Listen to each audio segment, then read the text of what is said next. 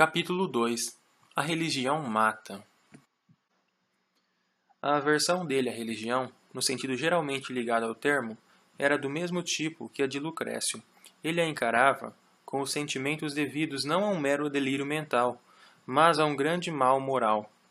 Olhava para ela como a maior inimiga da moralidade. Primeiro, por estabelecer excelências fictícias, crença em credos, sentimentos devocionais e cerimônias não relacionados com o bem da espécie humana, e fazendo com que estas fossem aceitas como substitutas da virtude genuína, mas, acima de tudo, viciando o padrão da moral, fazendo com que esta consista em realizar a vontade de um ser, no qual ela esbanja prodigamente todas as frases de adulação, mas a quem ela descreve, em sóbria verdade, como eminentemente odioso.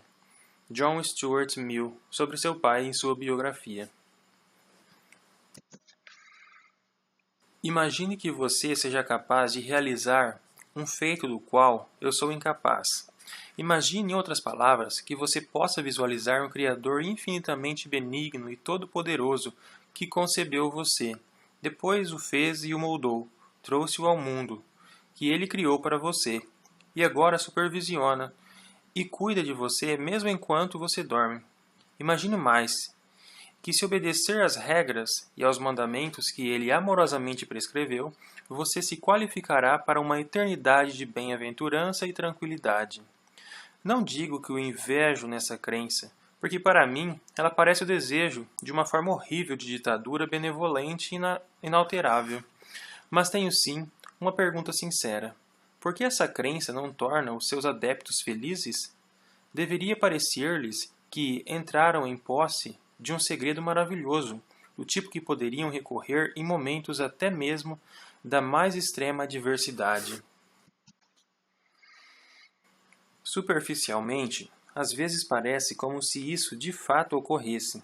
Já estive em cultos evangélicos, em comunidades negras e brancas, onde todo o evento foi um longo brado de exaltação por ser salvo, amado e assim por diante. Muitos cultos, em todas as religiões e entre quase todos os pagãos, são planejados exatamente para evocar celebração e festejo comunal, e é precisamente por isso que desconfio deles. Há também momentos mais contidos, sóbrios e elegantes.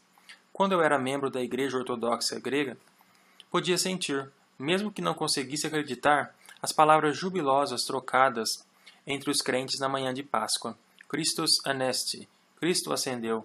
Aletus anesti, ele realmente ascendeu. Fui membro da Igreja Ortodoxa Grega, devo acrescentar, por um motivo que explica porque muita gente professa uma fidelidade exterior.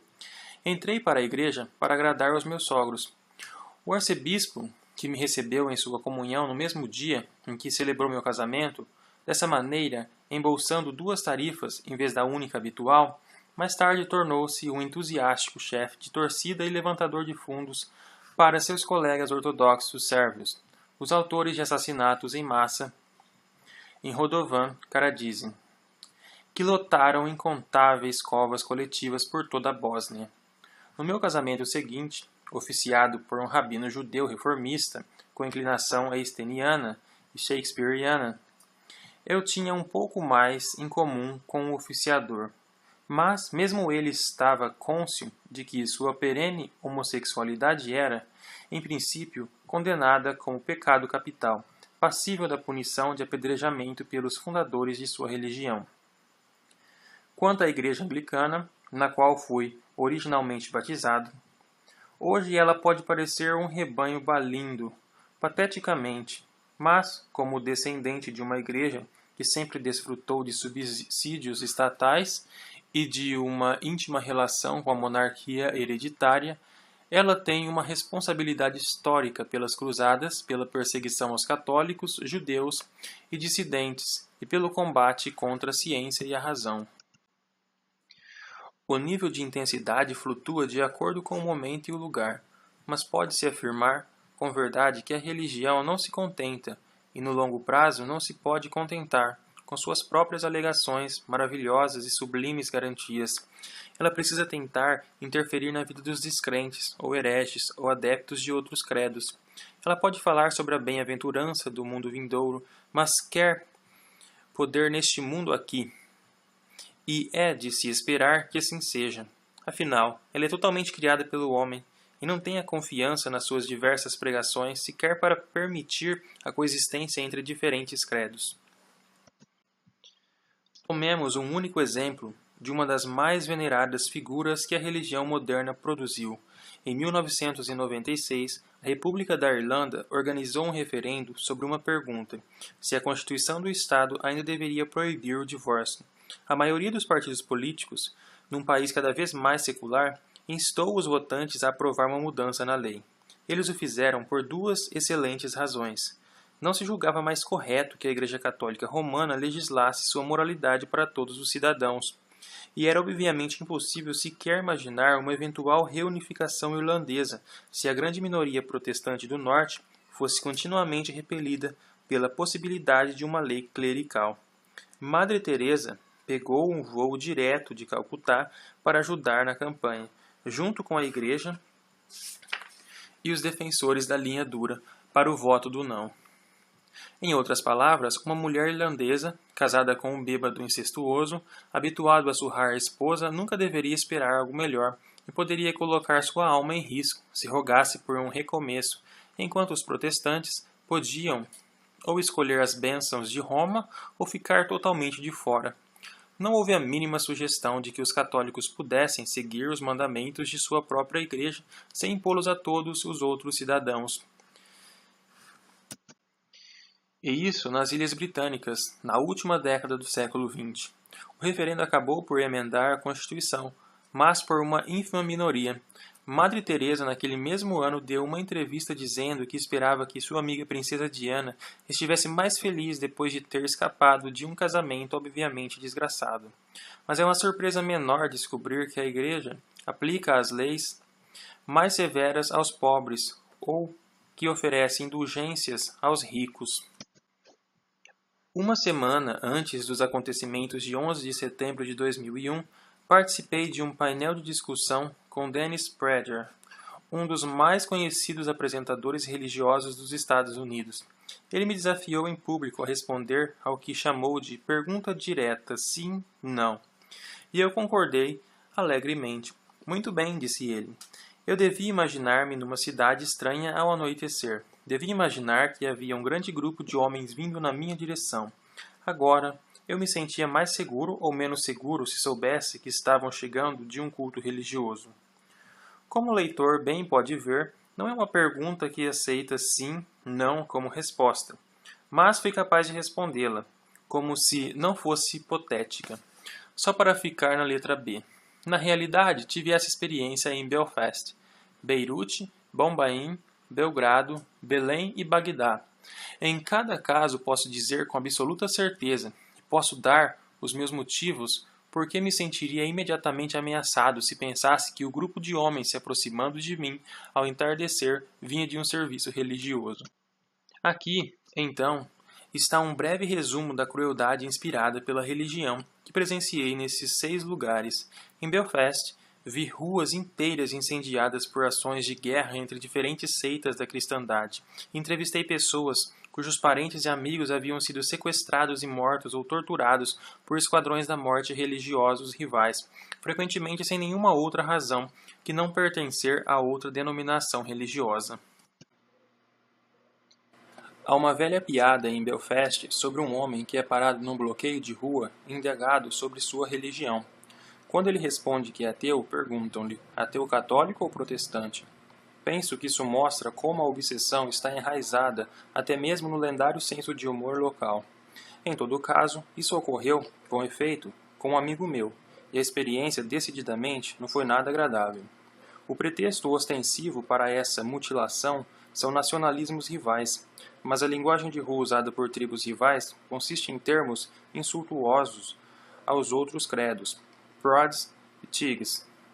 Por muitos anos, o establishment protestante queria que os católicos fossem tanto segregados quanto suprimidos. De fato, nos tempos em que foi fundado o estado de Ulster, o lema era um parlamento protestante para um povo protestante. O sectarismo é convenientemente autodegenerador, e sempre se pode contar com ele para evocar um sectarismo recíproco. No ponto principal, a liderança católica estava de acordo. Desejava escolas dominadas pelo clero e bairros segregados para melhor exercer seu controle. Assim, em nome de Deus, os velhos ódios eram martelados em novas gerações de crianças em idade escolar, e ainda são. Mesmo a palavra martelar me provoca mal-estar. Uma ferramenta semelhante a essa era muitas vezes usada para destruir as rótulas daqueles que caíam vítimas de gangues religiosas.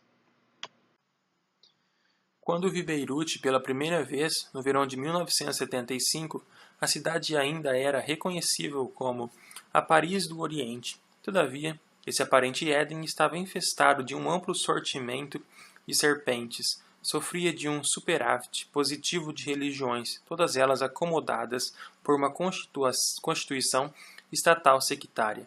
Por lei, o presidente tinha de ser um cristão, geralmente um católico maronita.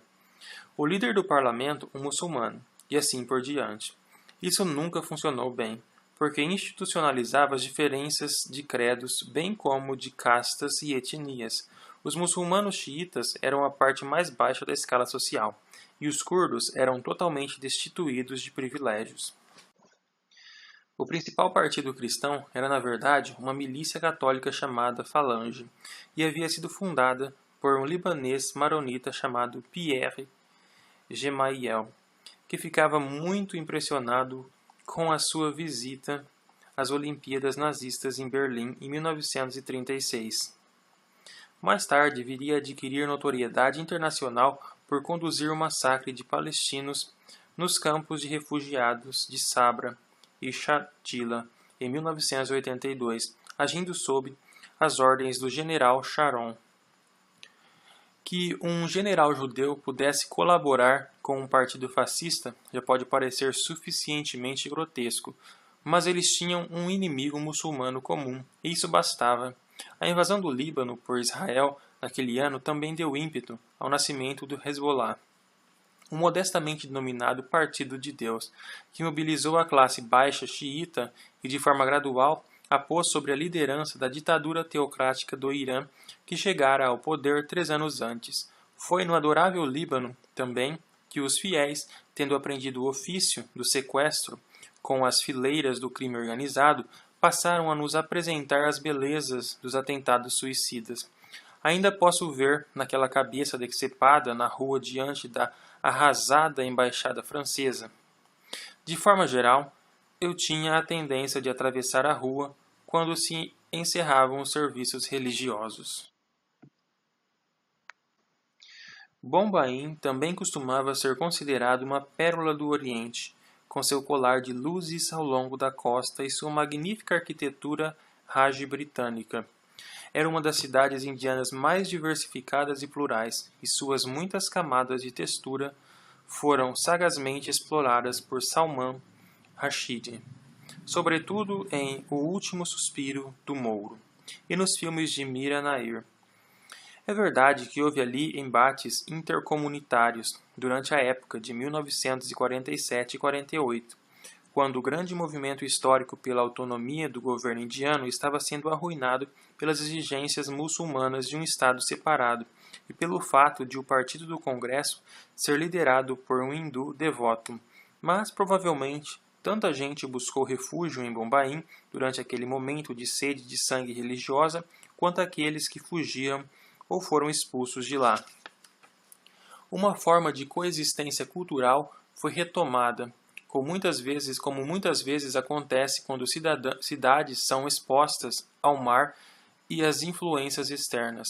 Os Parsis, antigos adeptos de Zoroastro, que foram perseguidos na Pérsia, eram uma minoria proeminente, e a cidade também abrigava uma comunidade historicamente significativa de judeus, mas isso não bastou para satisfazer o Sr. Bal e seu movimento nacionalista hindu, Shiv Sena, que nos anos 1990 decidiu que Bombaim deveria ser dirigida por e para seus correligionários e despejou uma maré de brutamontes e assassinos nas ruas. Só para mostrar que podia fazê-lo, ordenou a troca de nome da cidade para Mumbai. o que é, em parte, o motivo de eu incluí-la nesta lista com seu nome tradicional.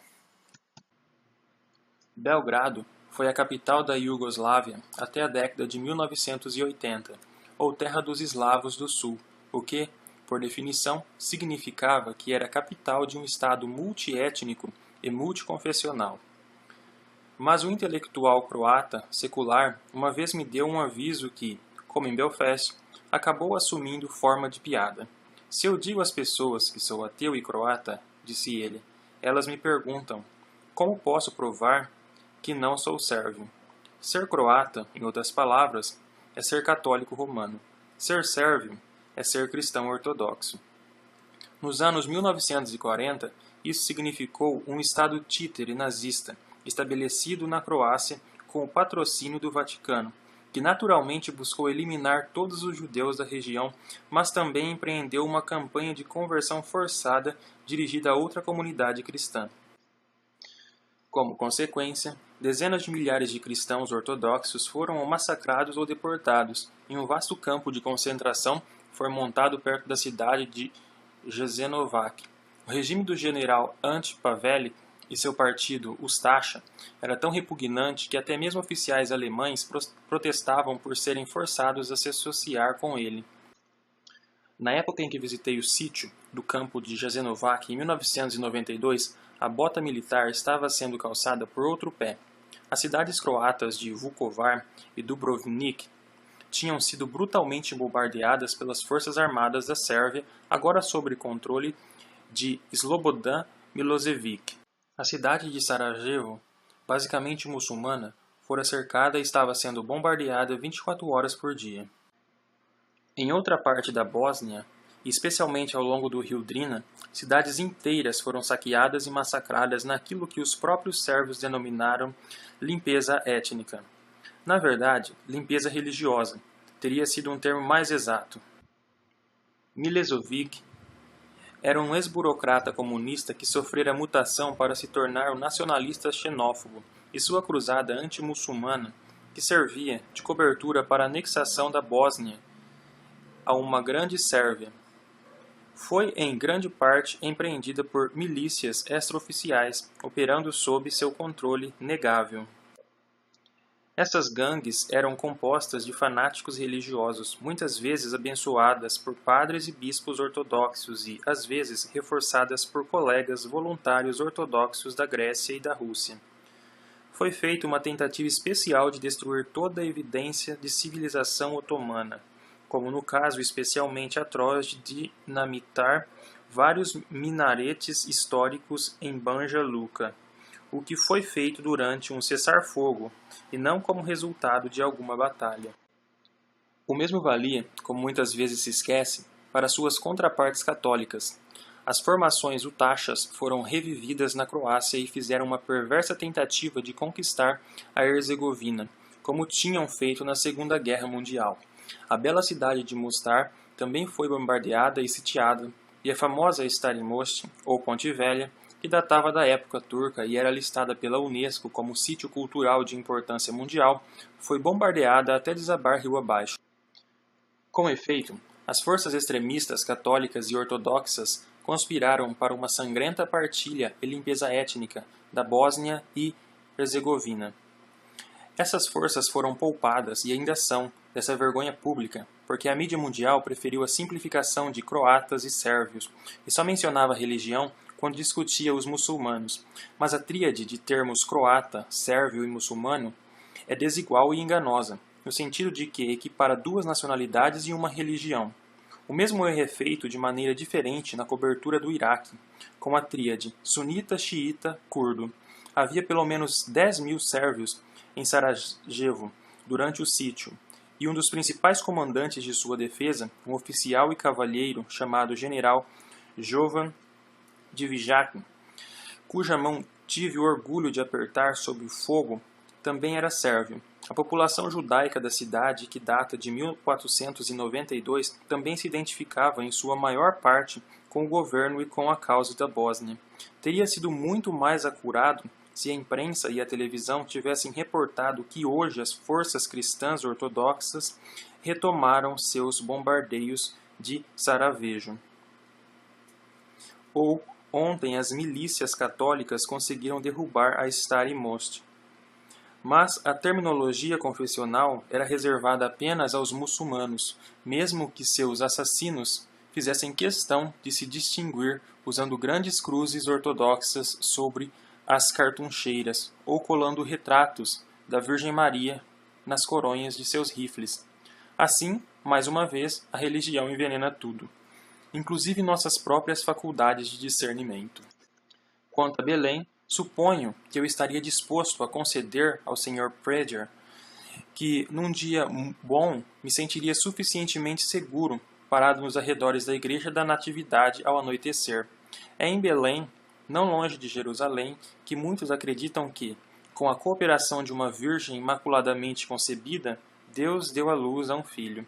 O nascimento de Jesus Cristo ocorreu da seguinte maneira. Estando Maria, sua mãe, prometida em casamento a José, antes que coabitassem, achou-se grávida pelo Espírito Santo. Sim, e o semideus grego Perseu nasceu quando Júpiter visitou a Virgem Dânia, como uma chuva de ouro, e a deixou grávida. O deus Buda nasceu através de uma abertura no flanco de sua mãe. Coatlicue, com sua saia de serpentes, pegou uma pequena bola de penas do céu e a escondeu no colo. E assim foi concebido o deus azteca.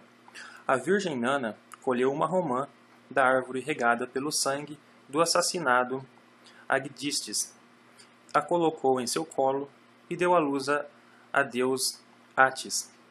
A filha virgem de um rei mongol acordou certa noite e viu-se banhada numa grande luz, que fez com que ela desse à luz a Gengis Khan. Krishna nasceu da Virgem Devaka. Horus nasceu da Virgem Isis. Mercúrio nasceu da Virgem Maia. Rômulo nasceu da Virgem Rhea Silvia. Por alguma razão, muitas religiões se forçam a pensar no canal de nascimento como uma via de mão única, e até mesmo o Corão trata a Virgem Maria com reverência. No entanto, isso não fez diferença durante as Cruzadas, quando um exército papal se lançou a recapturar Belém e Jerusalém dos muçulmanos, destruindo incidentalmente no caminho muitas comunidades judaicas e saqueando a herética bizâncio-cristã, infligindo massacres nas estreitas ruas de Jerusalém, onde, segundo os histéricos e entusiasmados cronistas, o sangue derramado chegou à altura das rédeas dos cavalos. Algumas dessas explosões de ódio, fanatismo e sanguinolência já se foram, embora sempre haja novas iminentes nessa área. Mas, nesse meio tempo, uma pessoa pode sentir-se relativamente segura dentro e em torno da Praça da Manjedoura, que é o centro, como o nome sugere, de uma armadilha turística tão indisfarçadamente rudimentar a ponto de envergonhar a própria Lourdes. Quando visitei pela primeira vez a deplorável cidade, ela estava sob controle nominal de uma municipalidade em grande parte palestina cristã, ligada a uma particular dinastia política identificada com a família Fregen. Quando voltei a vê-la, estava sob um brutal toque de recolher imposto pelas autoridades militares israelenses, cuja presença de margem ocidental não deixa de estar conectada com a crença em antigas profecias das Escrituras, embora, dessa vez, com uma promessa diferente feita por um Deus diferente a um povo diferente. Agora chega a vez de outra religião. As forças do Hamas, que reivindicam a totalidade da Palestina como um waqf islâmico ou uma dádiva sagrada ao Islã, começaram a empurrar para os lados os cristãos de Belém. Seu líder, Mohammed al-Zahar, já anunciou que todos os habitantes do Estado Islâmico da Palestina deverão se conformar com a lei muçulmana. Em Belém, atualmente propõe-se que os não-muçulmanos sejam sujeitos ao imposto al-Jizya, a histórica cobrança imposta a dhimis, sob o antigo Império Otomano. Em Gaza, uma jovem chamada Yusra al-Zazami foi baleada e morta em abril de 2005 pelo crime de estar sentada sozinha, sem outra acompanhante, num carro com o seu noivo. O rapaz escapou com apenas uma surra cruel. O esquadrão, vício e virtude dos líderes do Hamas, justificou esse assassinato e a tortura casual, dizendo que houve suspeitas de comportamento imoral. Na Palestina, que um dia já foi secular, turmas de rapazes sexualmente reprimidos são recrutados para bisbilhotar em volta de carros estacionados com permissão de fazer o que lhes aprouver. Funcionárias da municipalidade estão proibidas de cumprimentar visitantes masculinos com aperto de mão. Certa vez, ouvi o falecido Abba Eban, um dos mais sérios e refinados diplomatas e estadistas de Israel, dar uma palestra em Nova York. A primeira coisa a chamar a atenção na disputa israelense-palestina, disse ele, era a facilidade com que podia ser resolvida. Partindo desse ponto de suspense, ele foi adiante dizendo, com a autoridade de um ex-ministro do exterior e representante da ONU, que o ponto essencial era simples. Dois povos de tamanho aproximadamente equivalente reivindicavam a mesma terra. A solução era, obviamente, criar dois estados lado a lado. Seguramente, algo tão auto-evidente estava ao alcance da inteligência humana, não? E assim teria sido, décadas atrás, se os rabis messiânicos e os mulás e padres tivessem se mantido fora disso, mas as reivindicações de exclusividade da autoridade concedida por Deus, feita por clérigos histéricos de ambos os lados e alimentadas por cristãos com a mentalidade de Armagedon, que esperam trazer o apocalipse, parecido pela morte ou conversão de todos os judeus, tornaram a situação insustentável, colocando a humanidade inteira na posição de refém de uma briga que agora representa a ameaça de uma guerra nuclear. A religião envenena tudo. Além de uma ameaça à civilização, ela tornou-se uma ameaça à sobrevivência da humanidade. Chegamos por último a Bagdá. Esse é um dos maiores centros de aprendizagem e cultura da história. Foi aqui que algumas das obras perdidas de Aristóteles e outros gregos, perdidas porque as autoridades cristãs haviam queimado algumas, suprimido outras e fechado as escolas de filosofia, sob o fundamento de que não podiam haver reflexões úteis sobre moralidade perante a pregação de Jesus, foram preservadas, retraduzidas e transmitidas via Andaluzia, de volta para o ignorante ocidente cristão. Bibliotecas, poetas e arquitetos de Bagdá eram renomados. Muitas das realizações tiveram lugar sob califas muçulmanos e às vezes permitiam, e com igual frequência reprimiam, sua expressão, mas Bagdá também conserva os vestígios da antiga cristandade caldeia e nestoriana, e foi um dos muitos centros da diáspora judaica. Até o final da década de 1940, era o lar de tanto judeus quanto os que viviam em Jerusalém.